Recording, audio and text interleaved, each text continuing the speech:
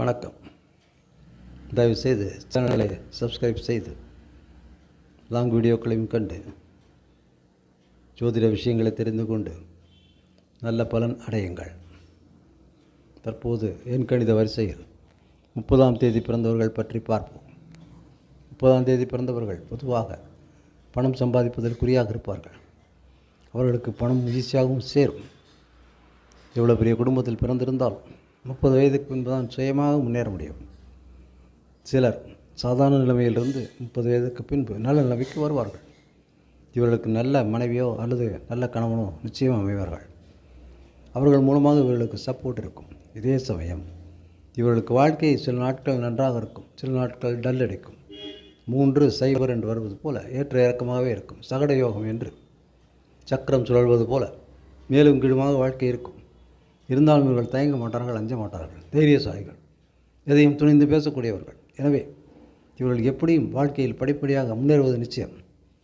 ஆனால் கூட இவர்கள் பெரும்பாலும் தொழில்கள் செய்வதில்லை, வேலைக்கு செல்வதையே விரும்புகிறார்கள். வேலையிலே இருந்தாலும் கூட, சம்பளம் வாங்கும் வேலையில் இருந்தாலும் கூட இவர்களுக்கு முன்னேற்றம் என்பது நிச்சயமாக இருக்கும்.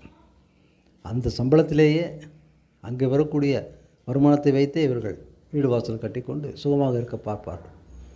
பொதுநலத்திற்கு இவர்கள் அதிகமாக வருவதில்லை, சுயநலமாகவே இருப்பார்கள்.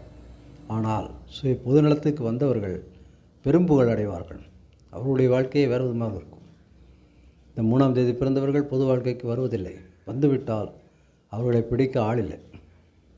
அதற்கு கலைஞர் கருணாநிதியே உதாரணம். 3 என்ற எண் வரிசை எந்த தொழில் வந்தாலும் மேன்மையை தரும். ஆனால் பொது வாழ்க்கையில் வந்தால் மிக மிக அதிகமான பலன்களை தரும். இந்த ரகசியங்கள் எல்லோருக்கும் தெரியாது. ஆனாலும் கூட இவர்களுடைய குணநலம் பொதுவாக தன் குடும்பம், தன் குழந்தைகள் என்ற சின்ன சுற்று வட்டத்திலேயே இருக்கும். அதற்கு தகுந்த ஏற்பாடுகளை திறமையாக செய்வார்கள். தன் குடும்பத்தையும் தன் குழந்தைகளையும் முன்னேற்றுவதில் மிக கண்ணும் கருத்துமாக இருப்பார்கள். தன் மனைவி, தன் குழந்தை, தன் சுற்றத்தார் என்று மிகவும் பிரமாதமாக கவனித்துக் கொள்வார்கள். இவர்கள் தனக்கென்று ஒரு வட்டம் வைத்துக்கொண்டு அதற்குள்ளேயே வாழ்வார்கள். அவர்களுக்கு மட்டுமே நல்லது செய்வார்கள். பொதுவாக இப்படியே இருக்கக்கூடியவர்கள் பொதுநலமாக எல்லோரும் சமம் என்று கருதி வந்தால் யாரும் எட்ட முடியாத உச்ச புகழுக்கு அடைவார்கள். இவற்றையெல்லாம் புரிந்து கொண்டு, தன்னுடைய குணத்தை பற்றி தெரிந்து கொண்டு, தன்னுடைய வாழ்க்கை முறையை புரிந்து கொண்டு அதற்கு தகுந்தபடி நடந்து கொண்டால் எந்த வகையிலும் வெற்றி நிச்சயம். நன்றி, வணக்கம்.